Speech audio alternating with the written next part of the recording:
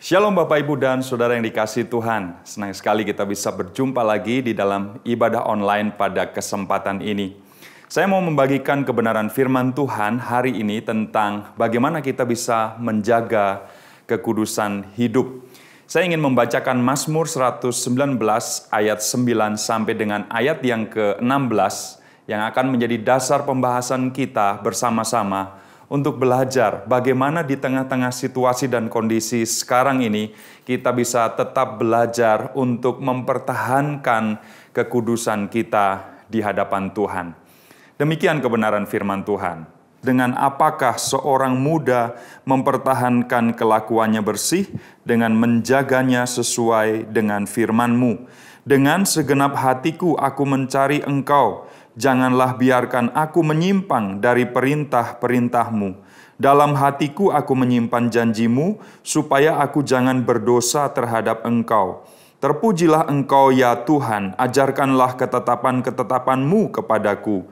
Dengan bibirku aku menceritakan segala hukum yang Kau ucapkan. Atas petunjuk peringatan-peringatan-Mu aku bergembira, seperti atas segala harta. Aku hendak merenungkan titah-titah-Mu dan mengamat-amati jalan-jalan-Mu. Aku akan bergemar dalam ketetapan-ketetapan-Mu. Firman-Mu tidak akan kulupakan. Amin. Bapak, Ibu, dan Saudara yang dikasihi Tuhan, kekudusan adalah sesuatu yang dituntut oleh Tuhan dari dalam kehidupan kita sebagai orang-orang percaya.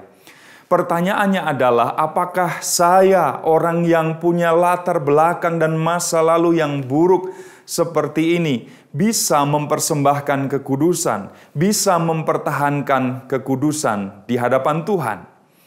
Dalam Imamat 20 ayat 26 disebutkan bahwa, kuduslah kamu bagiku, sebab aku ini Tuhan, kudus, dan aku telah memisahkan kamu dari bangsa lain, supaya kamu menjadi milikku.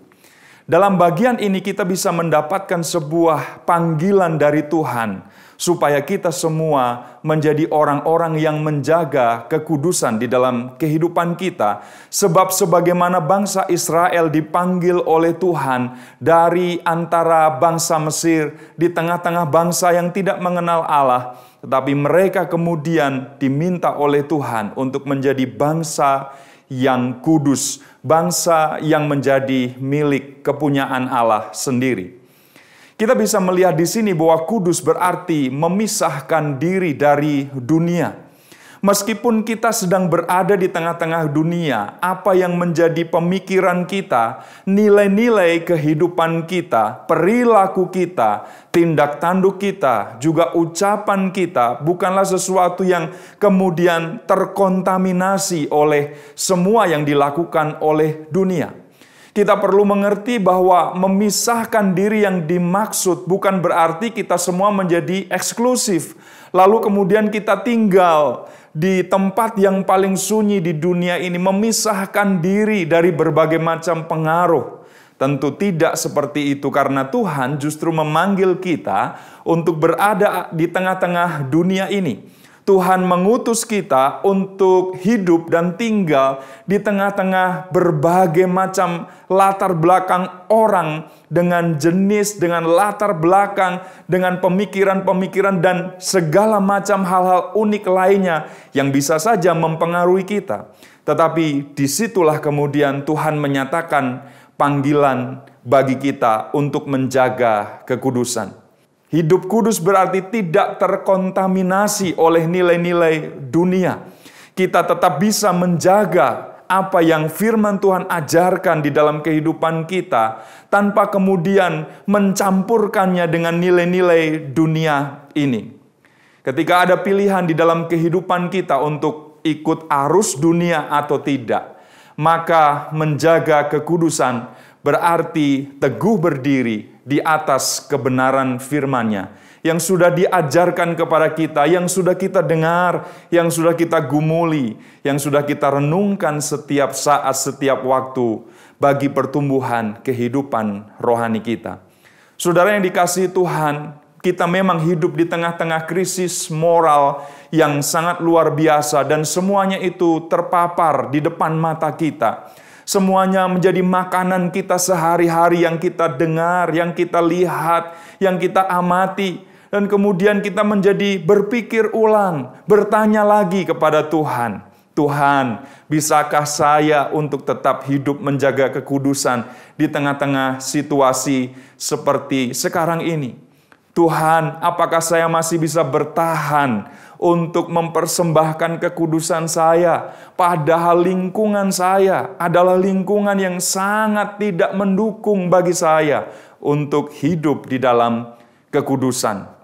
Kita melihat bagaimana orang-orang dengan nilai-nilai kecenderungan seksual yang berubah di tengah-tengah dunia sekarang ini.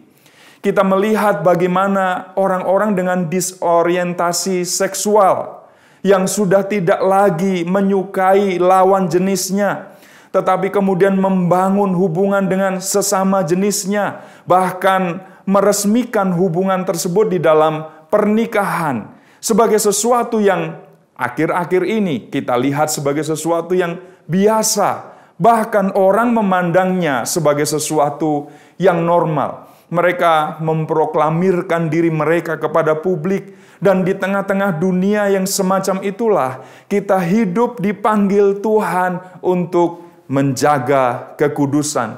Kuduslah kamu. Saya percaya ini adalah sesuatu yang sulit, ini sesuatu yang berat.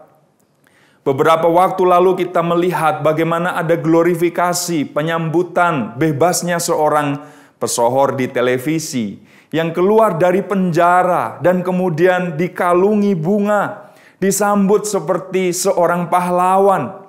Dan ini menunjukkan, saudara, bahwa kita sedang hidup di tengah-tengah dunia yang tidak jelas lagi nilai-nilai yang kita anut. Dan di situasi seperti itulah kita sedang hidup. Belum lagi kalau kita memikirkan tampilnya pengejek-pengejek. Orang berpikir bahwa kehidupan rohani bersama-sama dengan Tuhan, beragama, beribadah adalah sesuatu yang kuno, sesuatu yang ketinggalan zaman. Seharusnya kita semua sudah meninggalkan semuanya itu di era modern seperti sekarang ini. Orang menjadi tidak percaya lagi kepada Tuhan, meragukan keberadaannya. Ada seorang yang menganut agnostik, yang kemudian beberapa waktu lalu juga tertangkap karena menggunakan narkoba, saudara. Dia berkata, Tuhan itu ada atau tidak ada, kita nggak bisa membuktikannya. Kenapa kalian semua masih percaya kepada Tuhan? Ejekan-ejekan semacam itu adalah sesuatu yang kita sering dengar juga hari-hari ini. Nah, saudara, di tengah-tengah situasi seperti itulah kita dipanggil oleh Tuhan untuk menjaga kekudusan. Bisakah saya tetap mempersembahkan kepada Tuhan kehidupan yang terpisah dari dunia ini? Kehidupan yang tidak terkontaminasi atau tercampur lagi nilai-nilainya dengan apa yang dunia ajarkan. Dengan yang sistem dunia ini terus-menerus cekokkan kepada dunia ini. Prinsip firman Tuhan kita ambil dari Mazmur 119 tadi. Bagaimana pemazmur menyatakan bahwa kita bisa hidup kudus, kita bisa menjaga laku kita bisa menjaga pikiran kita bisa tetap menjaga kekudusan kita kalau kita menjaganya sesuai dengan firman-Nya. Ada beberapa hal yang kita bisa pelajari tentang bagaimana kita bisa tetap menjaga kekudusan di situasi zaman seperti ini.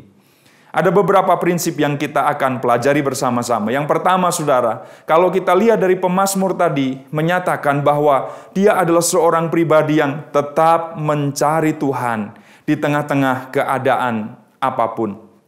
Dari dalam ayat yang ke-10 kita bisa belajar bahwa kehidupan yang mencari Tuhan, kehidupan yang memiliki kerinduan untuk mengenal Dia lebih dalam, adalah alat penjaga bagi kita supaya kita bisa tetap hidup kudus di hadapan Tuhan.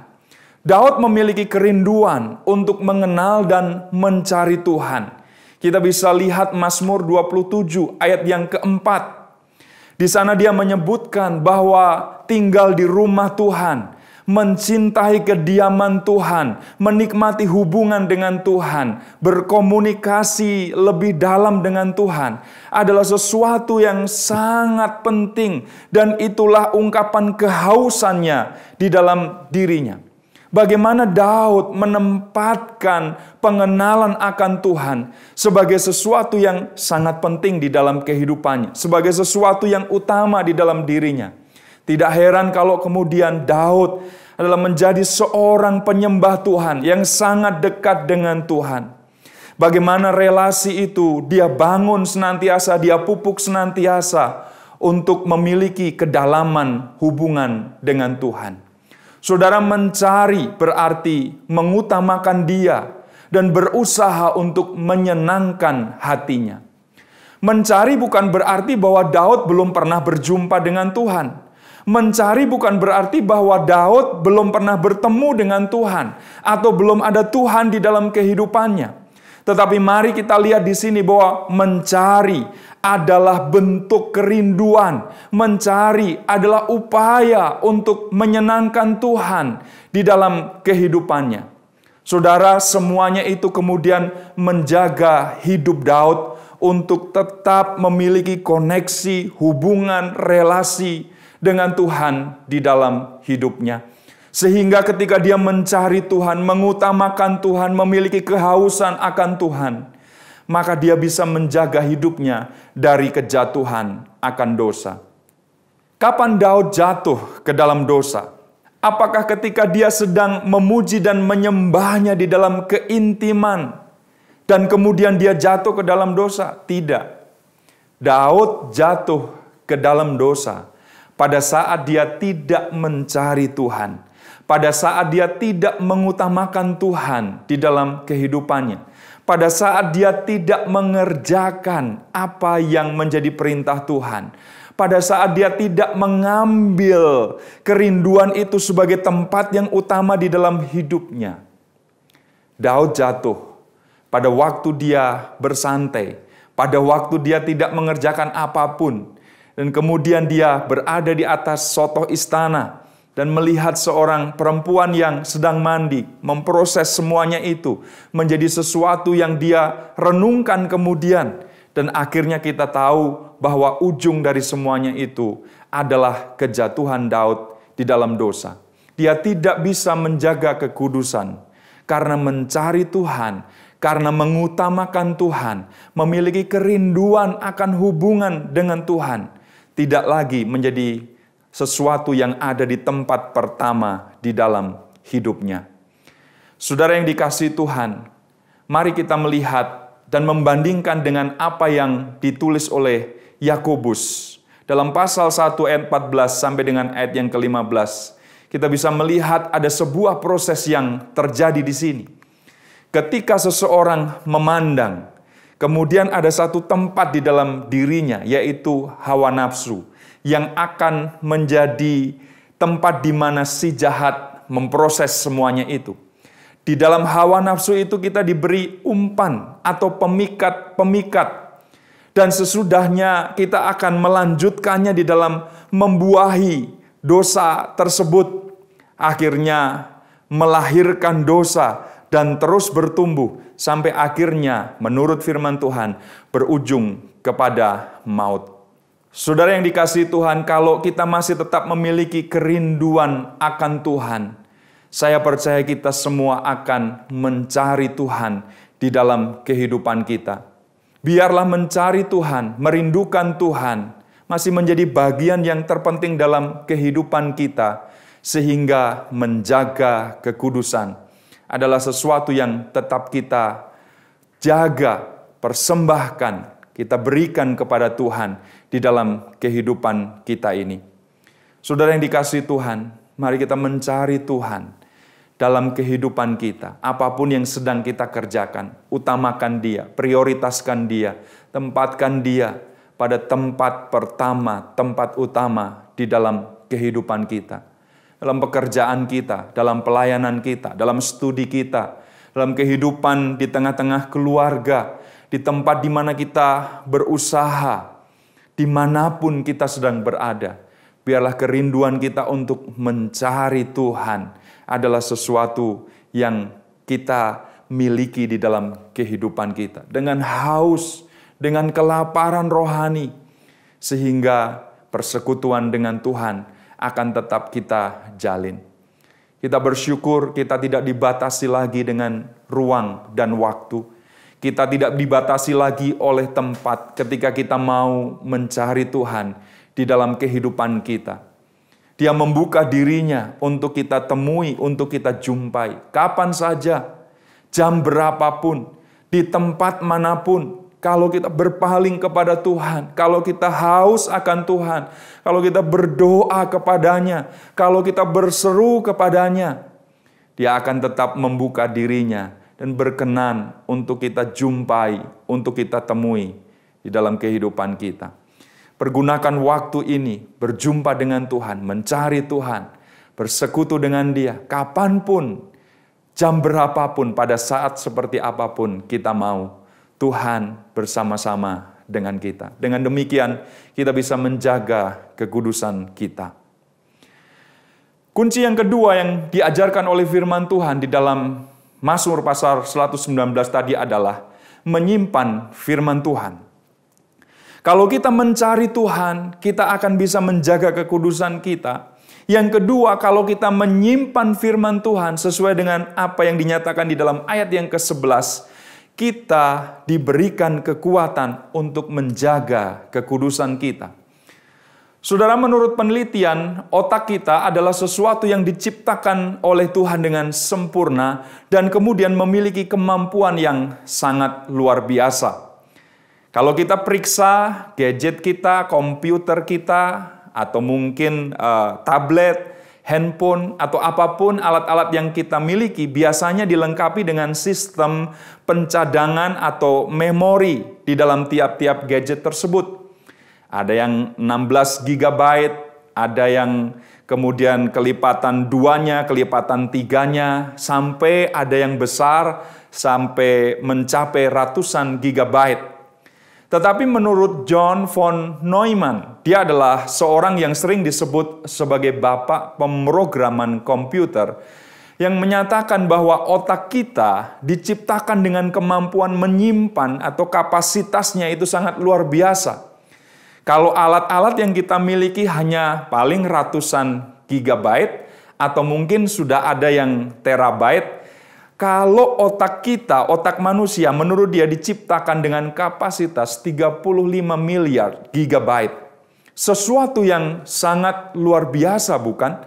Dan itu berarti bahwa ada kemampuan di dalam diri kita untuk menyimpan sesuatu, untuk membuat sesuatu ada di dalam kehidupan kita sebagai sebuah perbendaharaan, sebagai sebuah kekayaan yang sangat luar biasa kita miliki dari Tuhan. Saudara, membaca Alkitab secara rutin adalah bagian yang bisa kita kerjakan dalam usaha untuk menyimpan firman Tuhan di dalam memori kehidupan kita. Tentu kita mengetahui hukum input-output. Apa yang kita masukkan, apa yang kita simpan di dalam kehidupan kita adalah sesuatu yang akan sangat berpengaruh terhadap apa yang kemudian kita keluarkan. Kalau kita input di dalam hati kita, pikiran kita, sesuatu yang baik, maka ucapan kita, pikiran kita, tindakan kita, atau tingkah laku kita adalah sesuatu yang akan sejajar, yaitu hal-hal yang baik pula. Sebaliknya, kalau kita menyimpan sesuatu yang buruk, sesuatu yang jahat, sesuatu yang negatif di dalam pikiran kita, di dalam hati kita, maka nanti outputnya, luarannya, hasilnya juga adalah hal yang sama. Pikiran yang kotor, pikiran yang jahat, perkataan-perkataan yang tidak membangun, yang menjatuhkan orang, perkataan-perkataan kotor yang keluar dari diri kita, tindakan-tindakan yang salah, tindakan-tindakan yang tidak berkenan di hadapan Tuhan. Karena itu, mari kita menyimpan kebenaran firman Tuhan, merekamnya di dalam kehidupan kita, dan menjadi kekayaan rohani di dalam diri kita yang luar biasa kemampuannya untuk menyimpan itu. Kalau kita berpikir Alkitab itu tebal sekali, bagaimana mungkin bisa saya simpan di dalam kehidupan saya? Kapasitas kita yang diciptakan oleh Tuhan tadi sangat memampukan kita atau sangat memberi kesempatan kepada kita untuk memiliki kesempatan menyimpan sebanyak mungkin kebenaran firman Tuhan di dalam kehidupan kita. Kalau kita menyimpan firman Tuhan, maka kita diberi kekuatan untuk tetap menjaga kekudusan. Karena apa? Yang keluar dari dalam hidup kita, yang kita lakukan, yang kita omongkan, ucapkan, yang kita pikirkan adalah sesuatu yang baik berdasarkan kebenaran firman Tuhan tadi. Ada sebuah ungkapan, the Bible keeps you from sin. Sin keeps you from the Bible. Kalau kita memasukkan Alkitab, menempatkan Alkitab sebagai bagian yang penting di dalam kehidupan kita, ayat-ayat firman Tuhan, kebenarannya di dalam bagian kita, di dalam bagian hidup kita, maka kemudian kita dijauhkan dari dosa.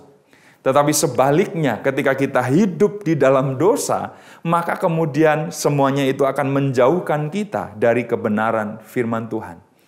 Karena itu mari kita jaga betul apa yang kita rekam, apa yang kita masukkan, apa yang kita simpan di dalam perbendaharaan hidup kita. Biarlah firman Tuhan yang menjadi bagian penting itu yang kita simpan di dalam diri kita. Hindarkan menyimpan hoax, gosip, hal-hal yang sampah di dalam kehidupan kita. Hal-hal yang tidak berguna, informasi-informasi yang tidak terlalu penting di dalam kehidupan kita, dan kemudian semuanya itu mengalahkan firman Tuhan di dalam diri kita ini, membuat kita takut, membuat kita gemetar, membuat kita khawatir menghadapi segala sesuatu. Karena yang kita rekam, yang kita masukkan, yang kita simpan adalah sesuatu yang negatif, atau sesuatu yang jahat, sesuatu yang buruk, sehingga semuanya justru menuntun kita juga kepada dosa, kepada kejahatan. Tapi mari kita simpan firman Tuhan. Mari kita tempatkan kebenarannya di dalam kehidupan kita. Sehingga akhirnya yang keluar juga adalah hal-hal yang kudus, hal-hal yang berkenan, hal-hal yang menyenangkan hati Tuhan. Mari kita belajar dari Daud. Bagaimana dia memiliki sikap terhadap kebenaran firman Tuhan. Bagaimana dia menyimpan firman Tuhan itu di dalam dirinya. Kita melihat di dalam ayat yang ke-12, dia menyatakan permintaannya kepada Tuhan, supaya Tuhan ajarkan kepadaku ketetapan-ketetapanmu. Daud merindukan supaya firman Tuhan itu menjadi bagian yang dia simpan, diajarkan oleh Tuhan. Dia baca sebagai sesuatu yang penting, dan ketetapan-ketetapan Tuhan itu menjadi sesuatu yang dia memori, dia ingat, dia betul-betul miliki di dalam kehidupannya. Lalu kemudian di dalam ayat 13 dia mengatakan, aku punya kerinduan untuk menceritakan hukum yang kau ucapkan. Kalau kita menyimpan hukum-hukum Tuhan, firman Tuhan, kebenaran Tuhan, maka kerinduan kita juga ketika kita berbicara, menyampaikan sesuatu kepada orang lain, itulah juga yang akan kita sampaikan kepada mereka. Bukankah ini kerinduan Daud, menceritakan firman Tuhan? Menyampaikan kesaksian tentang bagaimana firman Tuhan bekerja di dalam dirinya, mengubah hidupnya, membawa dia kepada kebenaran. Kalau kita punya sikap yang sama seperti Daud, menceritakan hukum yang kau ucapkan kepadaku, maka kita adalah orang-orang yang tentu memiliki kerinduan yang sama, menyimpan firman Tuhan itu di dalam diri kita. Ayat yang ke-14 menyatakan, menempatkan firman Tuhan sebagai harta yang tidak ternilai. Itu sebabnya jiwanya bergembira, hatinya bergembira ketika firman Tuhan dinyatakan di dalam dirinya. Melakukannya dengan luar biasa, mengerjakannya dengan semangat untuk menyenangkan Tuhan. Apakah firman Tuhan, kebenarannya masih menjadi sesuatu yang menyukakan hati kita? Atau sebaliknya, ketika kita mendengar firman Tuhan, mulai rasa kantuk menyerang kita. Ketika kita menikmati firman, mulai ada kebosanan di dalam kehidupan kita. Ketika kita mendengar orang lain menyampaikan kebenaran firman Tuhan, kemudian ada penolakan-penolakan di dalam diri kita. Udah pernah dikhotbahkan, saya udah pernah mendengar ini, terlalu dangkal, terlalu ringan, dan segala macam penolakan-penolakan yang kita bisa buat di dalam pemikiran kita, di dalam hati kita. Sehingga ketika ada firman yang dinyatakan kepada kita, kita sudah tidak bisa enjoy lagi, tidak bisa menikmati lagi, tidak bisa bergembira lagi. Mari kita memiliki sikap seperti Daud, menempatkan firman Tuhan sebagai harta yang tidak ternilai, yang membuat hati bergembira, membuat sukacita selalu ada di dalam kehidupan kita. Saudara, bagaimana kita bisa menyimpan firman Tuhan? Sementara kita juga menyadari masih banyak hal buruk, hal yang berdosa, kejahatan-kejahatan di dalam kehidupan saya.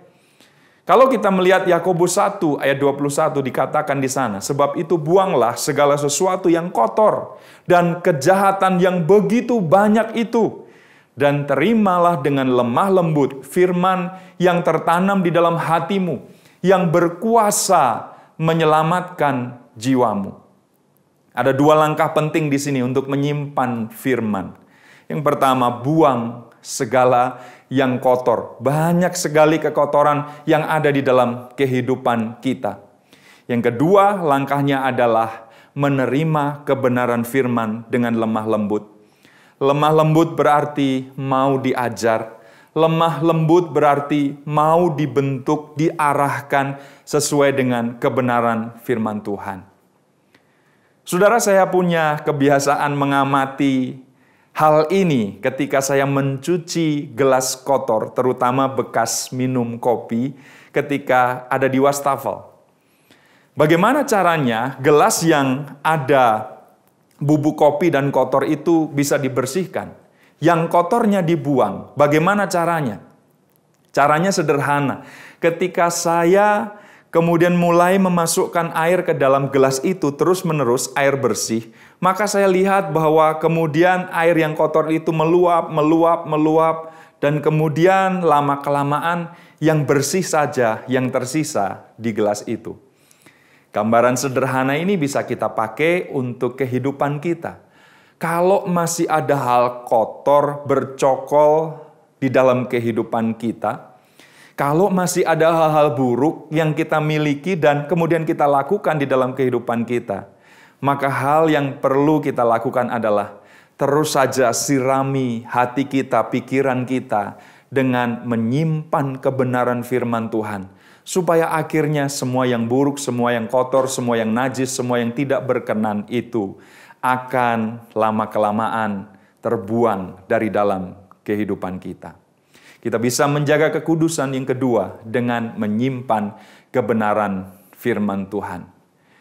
Yang ketiga, apa yang firman Tuhan ajarkan supaya kita tetap bisa menjaga kekudusan. Mari kita lihat bagian di dalam ayat 15 dan ayat yang ke-16. Prinsip ini kita dapat merenungkan dan melakukan firman Tuhan.